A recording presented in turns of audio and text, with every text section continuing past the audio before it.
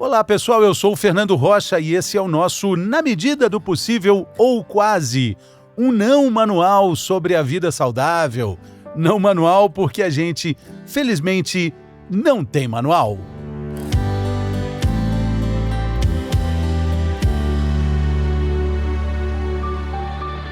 O seu intestino é a sua vida e vice-versa. A sua vida é também o seu intestino. O título desse episódio resume a importância desse órgão que tem relação direta com a nossa saúde física e saúde mental. Mesmo porque a gente já aprendeu que não existe separação entre saúde física e saúde mental. Existe saúde e pronto. O nosso intestino é o resultado do que a gente faz a longo prazo. É a soma das nossas escolhas, certas ou erradas. Vamos falar sobre isso com a proctologista, uma grande estudiosa do assunto, doutora Thaís Takahashi. A doutora, além de entender muito sobre o assunto, ela tem também um entusiasmo contagiante para falar sobre isso. Ela tem uma rede social que é maravilhosa, com muita informação bacana, e hoje está aqui conosco, participando do nosso episódio dessa semana. Bem-vinda, doutora Thaís, tudo bem? Tudo ótimo, Fernando, é um prazer estar aqui, falar com vocês sobre esse assunto que tem tanta coisa nova e a gente descobrindo tanta coisa cada dia mais. Exatamente. Eu te acompanho, doutora, no Instagram, e eu gosto muito quando você fala que as bactérias, né, do intestino, as bactérias que existem em nós, no número superior que o de células, elas foram demonizadas durante muito tempo, né? Tudo que acontece nessa evolução natural das coisas tem um porquê, né? Então, lá bem no começo do século, quando a doença infecciosa era a grande causa de mortalidade, né? Então as pessoas morriam pela transmissão de infecções. Esse era o grande medo da população. E aí, quando surgiu o antibiótico, meio que essa mortalidade caiu muito, e aí as bactérias foram demonizadas. Afinal, você usar antibiótico fazia com que você não morresse. Só que ao mesmo tempo que a gente teve uma grande evolução, né? Então, em termos de higiene, no uso de antibióticos, a gente começou a matar bactéria ruim, mas a gente também começou a matar bactéria boa. E eu sempre converso com os meus pacientes e falo aí nas redes sociais que o nosso sistema imunológico, ele é como se fosse um exército. E ele é um exército de defesa do nosso corpo. Então, a partir do momento que a gente não treina esse exército, então se nós não expusermos o nosso corpo a diferentes tipos de micro-organismos em quantidades pequenas, para que ele vá treinando e ficando mais com um repertório maior, a gente acaba tendo um sistema imunológico ingênuo. E aí ele começa a reagir a coisas que ele não reagiria. Por isso que hoje em dia apareceu tanto essa coisa, né? Então, depois da era dos antibióticos, começou tanto essa coisa de pessoas que começam a ter alergia, que não tinham, doenças autoimunes. Então, o nosso corpo começa a reagir a coisas que são inofensivas, mas justamente porque ele não foi treinado. Afinal, a gente tem muita exposição a bactérias na infância, treinando esse sistema imunológico, e o uso de antibióticos, a exposição que a gente tem hoje em dia a agrotóxicos, a super higienização, ainda mais depois da pandemia, né? Que a gente nem sabe o que vai vir lá para frente em termos de imunidade. Isso deixou a gente pouco treinado em relação a essas bactérias e acabou matando bactéria boa também. Exatamente. E tem um outro aspecto, a gente já falou aqui, doutora, em outras ocasiões, por exemplo, existem algumas substâncias que o nosso intestino absorve de um jeito conhecido, porque ele sabe o que é. Por exemplo, o açúcar. Ele sabe, o açúcar pode fazer bem ou mal, mas ele sabe o que é açúcar. Quando entra um adoçante com milhões de componentes ali, milhões entre aspas, ele vai ficando confuso e a gente dá um rótulo até de saudabilidade, né, para produtos que não têm açúcar, que são adoçados artificialmente, E ao longo dos anos, a gente vai deteriorando esse nosso exército com essas atitudes, com essas escolhas, né? Exatamente. E aí, assim, né? A gente sempre tem que colocar tudo, Fernando, numa balança. Então, tudo que a gente vai fazer na nossa vida é um cálculo de risco-benefício, né? Então, assim, o açúcar, tudo que é em excesso vai fazer mal para o nosso intestino. Então, uma coisa que eu sempre falo é assim: se você tem uma base sólida, se a sua saúde ela tá estruturada, então você faz exercício, se alimenta bem, não tem processos inflamatórios crônicos rolando, o sono tá adequado, manejo de estresse, se tá tudo isso ajeitado, você consumir eventualmente um açúcar, um doce e tendo demanda metabólica, né, que o seu corpo gaste essa energia, não tem problema. Porque é como se você pingasse uma gotinha de tinta escura num aquário grande. E não vai tingir toda aquela água. Mas se todo dia você for lá e pingar uma gotinha de tinta escura, uma hora essa água vai tingir. Então, é muito mais o que a gente faz na grande parte do tempo, né? Na maior parte do tempo, do que em momentos pontuais. E eu sempre falo também, né, Fernando? A gente tem que tomar cuidado, porque a neura com a alimentação, então essa coisa de não come nada, né, ou esse medo de se alimentar, ele também pode gerar um estresse que também faz com que a gente não consiga lidar diretamente com a nossa saúde por conta desse estresse todo que gera, né? Desacostuma, né? Muita gente por conta própria tira hoje não, agora não como mais carboidrato, se porta, por exemplo, como se tivesse até uma doença celíaca, tira o glúten, assim, do nada, sem razão, isso também desacostuma o intestino, Exato, né? E assim, o glúten, ele, assim, vira e mexe, né? O glúten e o leite, eles são, de repente, amados, de repente, demonizados, né? E muito acontece com o glúten, porque a gente sabe que o glúten, ele faz pequenos danos na nossa barreira intestinal e deixa a gente mais suscetível. Mas a gente nunca tem um mecanismo só de defesa. Então, se você consumir um pãozinho com a sua família, no final de semana, né, naquele café da manhã gostoso, que você faz uma viagem... Pãozinho só no final de semana? Aquele pãozinho Aquele crocante, pãozinho com manteiga, francês, com cafezinho. você pode consumir. Só se ele no fim de couber na semana? sua rotina, você pode consumir no café da manhã. Sim. Não tem nenhum problema. Vai depender do quê? De como você reage aos nutrientes, se você tem alguma intolerância ou alguma alergia, se a base do seu intestino está sólida. Então, se o seu intestino já está inflamado, e às vezes não é uma inflamação, às vezes visível, né? Às vezes é aquela inflamação de baixo grau que só dá alguns sintomas de um desconforto no abdômen, uma fadiga, alguma coisa assim. Você pode ter esse intestino permeável e aí sim, alguns alimentos que não seriam danosos acabam sendo, né? Sim, sim. A gente não tem muito hábito de observar a nossa principal produção diária, né? Que é o nosso cocô de todo dia, que diz muito, né?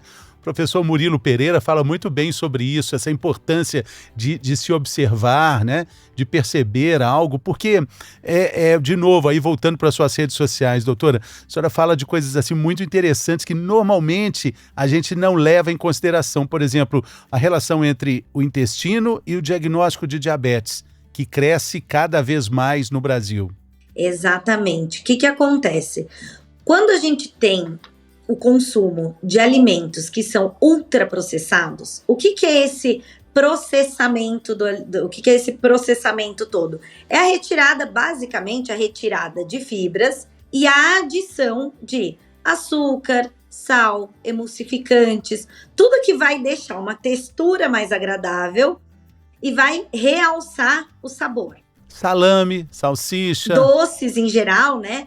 Então, eu brinco, doce de padaria, eu sempre faço quindim. A comparação do abacaxi fruta, o abacaxi em calda, que já tem açúcar, e você já perde um pouquinho da propriedade de fibra do abacaxi, e ele já foi processado. O pó do abacaxi, que nada mais tem de abacaxi. Então... Não tem nem... Não. Aroma idêntico ao de abacaxi. Nem o cheiro, nem o cheiro. Exatamente. Aí tá, esse é o Ultra Big Mega Master processado, Exato. E aí a gente sabe que tudo isso faz com que nós favoreçamos o crescimento de bactérias ruins e bactérias que causam inflamação e que fazem com que o nosso corpo, nesse estado inflamatório crônico, também reaja pior aos nutrientes e à metabolização dos nutrientes.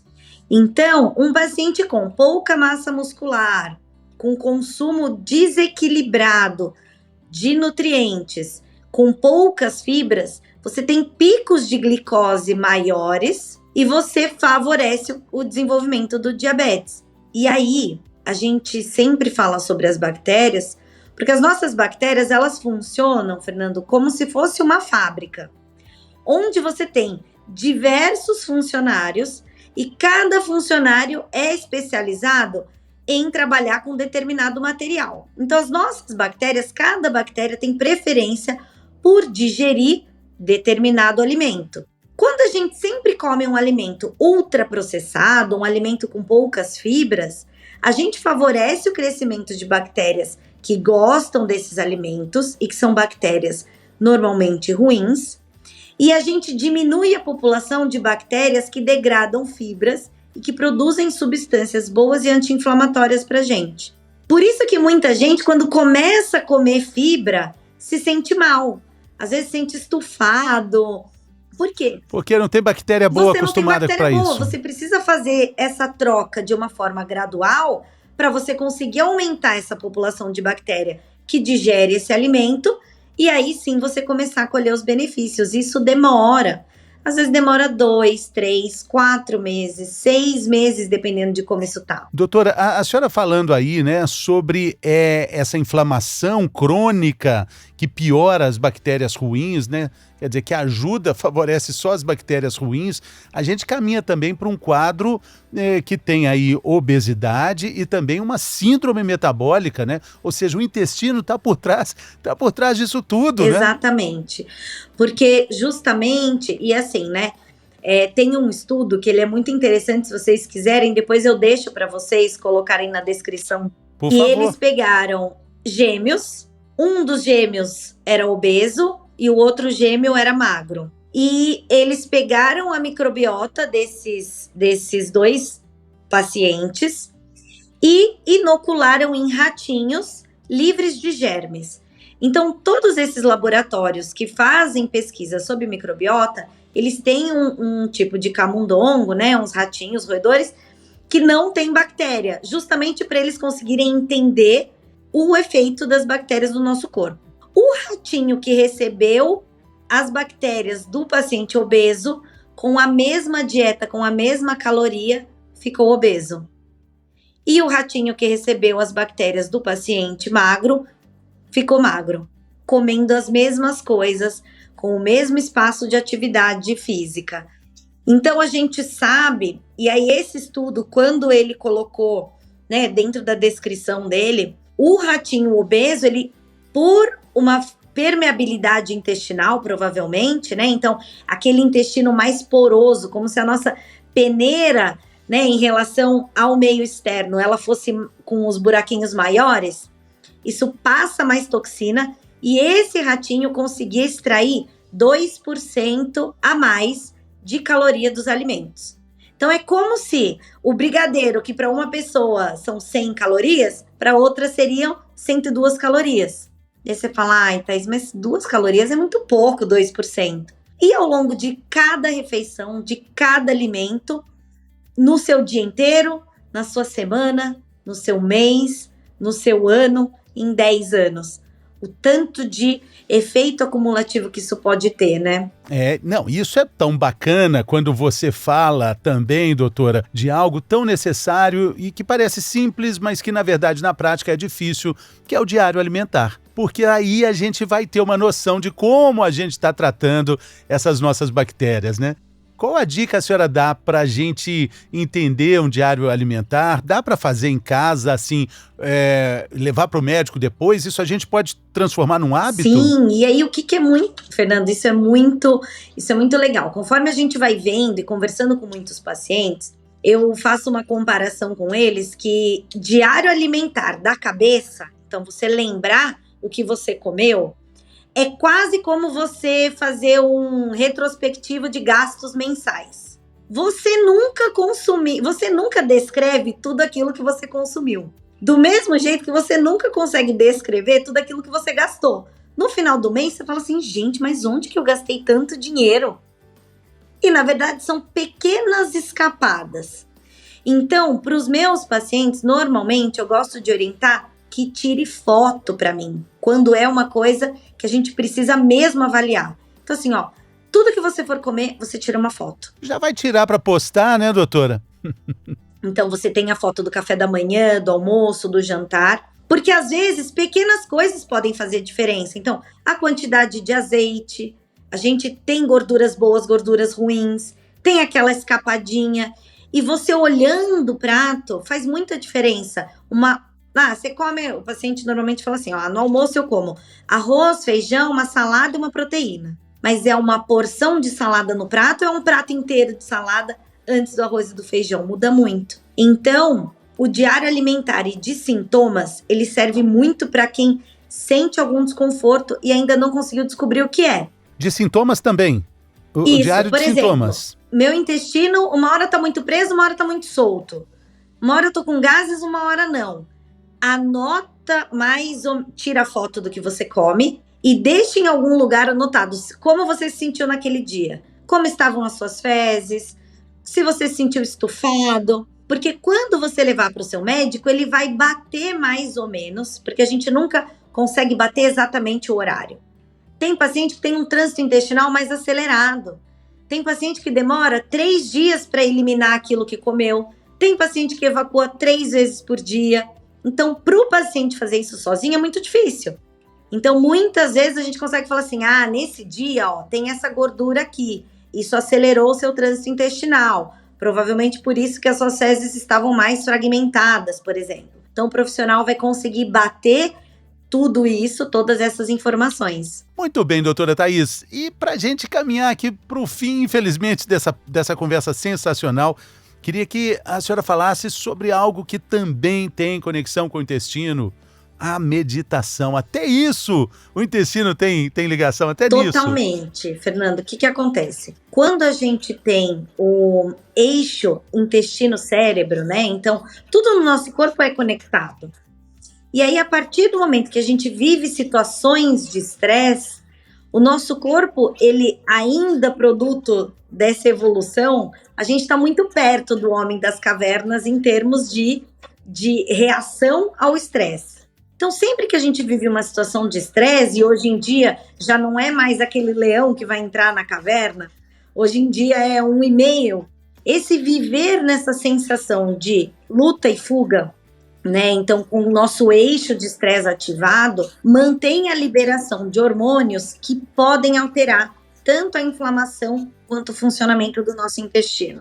É como se o nosso corpo entendesse que, no momento de estresse, você esvazia o seu intestino e sai correndo. Que até, né, tem aquela frase, né? Várias frases lembrando populares. Intestino e paura, intestino e medo, né? Exatamente. Não é à toa que muita gente vai fazer uma apresentação em público. Tem um desarranjo intestinal antes. Ou a pessoa vai viajar, sai da rotina e o intestino trava. Porque assim, você está vivendo um estresse, não é para você evacuar agora, é para você fugir. Isso, porque as mulheres têm GPS, né, doutora? Elas só fazem xixi, às vezes é até cocô. Melhor que o nosso e não dá para ir. Quando viaja com o namorado, então, meu Deus do céu, aí exatamente. Que não vai mesmo. E aí, a meditação ajuda a baixar esses níveis de estresse. Então, o manejo do estresse é essencial também. E a gente falando nos dias de hoje, é um pilar, sim, A gente não consegue viver direito sem manejar esse pilar. Sem parar, sem olhar para dentro, que facilita tudo. Se o intestino é a nossa vida e nossa vida é o nosso intestino, então a gente precisa pensar em parar e nos ouvir também, né? Doutora Thaís, muito obrigado pela sua gentileza, sua generosidade. Falei tanto das suas redes sociais. O seu Instagram é o @proctologistasp? É esse? SP, isso. @proctologiasp. @proctologiasp, mas também está o Instagram da doutora, está no descritivo do episódio aqui, para você compartilhar esse conteúdo com gente que você sabe, você que está ouvindo a gente, sabe que vai aproveitar esse conteúdo valiosíssimo da doutora, fantástica doutora Thaís. Muito obrigado, doutora. Foi um prazer. Valeu. O próximo nosso vai ser presencial, então. Com certeza, valeu, isso aí. Um abraço. Grande abraço, tchau, até a tchau. próxima, doutora. Valeu, pessoal, saúde.